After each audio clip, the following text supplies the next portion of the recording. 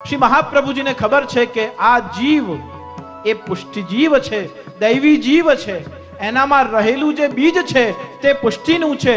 એટલા જ માટે કરોડો જીવોમાંથી આપણને બ્રહ્મ સંબંધ ભલે કોઈના કહેવાથી લીધા હોય, મનની ઈચ્છાથી લીધા હોય, કોઈના આગ્રહથી લીધા હોય કે કોઈ પરિસ્થિતિના વશ લીધા હોય, પણ જો બ્રહ્મ સંબંધ થયું છે એનું મતલબ એ છે કે આપણામાં રહેલું એ બીજ હતું જ.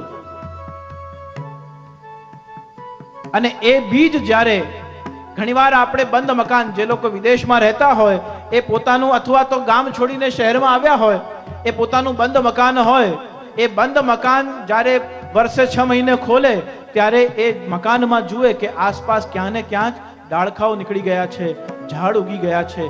જ્યાં તિરાડ હોય ત્યાં આપોઆપ એ ઝાડ ઉગી જાય. પછી 4-5 દિવસ 7 દિવસ ત્યાં રહેવાનું થાય એટલે એને કપાવી દે. 6-8 મહિનામાં પાછું ત્યાં ને ત્યાં બીજું ઝાડ થઈ જાય. જ્યાં સુધી એમાં બીજ છે ત્યાં સુધી એમાંથી પલ્લવિત થતા વૃક્ષને કોઈ રોકી શકતું નથી. અંશ છે એટલા જ માટે આપણું બ્રહ્મ સંબંધ થયું. બ્રહ્મ સંબંધ થયા બાદ આપણે પ્રભુને અને મહાપ્રભુને ઓળખવા માટે તત્પર બન્યા અને આપણે સેવા અને સત્સંગ કરતા થયા. એનું પ્રમાણ જ એ છે કે આપણામાં રહેલું એ બીજ હવે અંકુરિત થવા લાગ્યું છે. પછી ઘણીવાર સમાજ અને સંસારના આક્ષેપો, પ્રહારો દ્વારા એના ઉપર એસિડ છાંટવામાં આવે એટલે કદાચ એ બીજ થોડા સમય માટે નાશ પણ પામી જાય. કોઈ ટીકા કરે, કોઈ નિંદા કરે, કોઈક પ્રહાર કરે, કોઈક સાથ આપે, કોઈ ન આપે.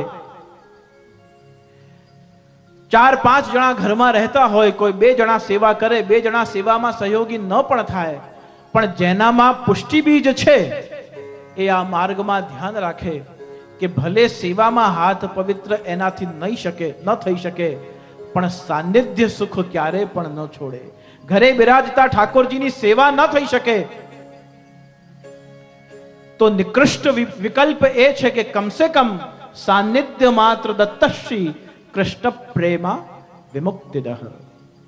પ્રભુ કે મહાપ્રભુજીનું સાનિધ્ય ક્યારે પણ છોડવું જોઈએ નહીં. જો સાનિધ્ય છૂટી જાય, જો ઠાકોરજીનું સાનિધ્ય પણ છૂટી જાય તો પછી એ બીજનું ફરીવાર અંકુરિત થવું સંભવ બનતું નથી.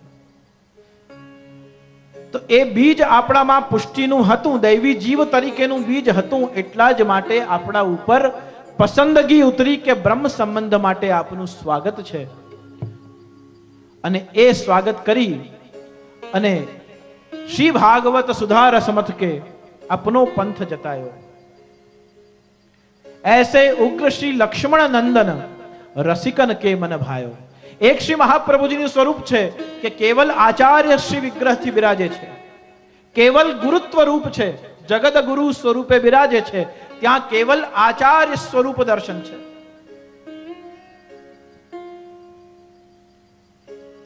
બીજો પ્રકાર સનાતન ધર્માવલંબીઓ માટે શુદ્ધાદ્વૈત બ્રહ્મવાદ પ્રવર્તક સ્વરૂપે શ્રી મહાપ્રભુજી બિરાજે છે.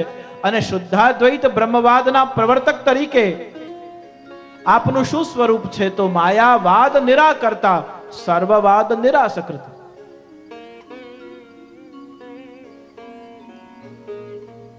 ધ્યાન રહે, સંસ્કૃત ભાષામાં વિવાદ શબ્દ નથી.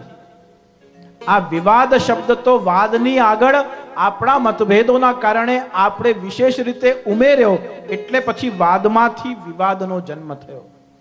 બાકી મૂળભૂત રીતે સંસ્કૃત વાંગમયનો શબ્દ છે વાદ.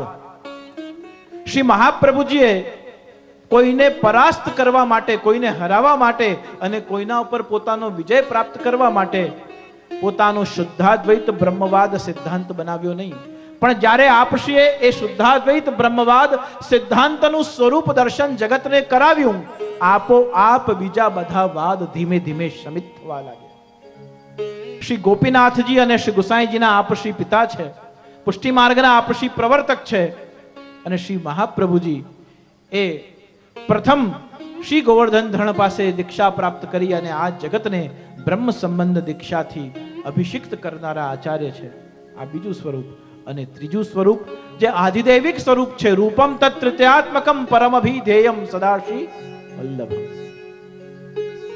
સાક્ષાત શ્રી મહાપ્રભુજી શ્રી ઠાકોરજીના સ્વામિનીજી સ્વરૂપે બિરાજે એ આપશ્રીનું ત્રીજું સ્વરૂપ છે.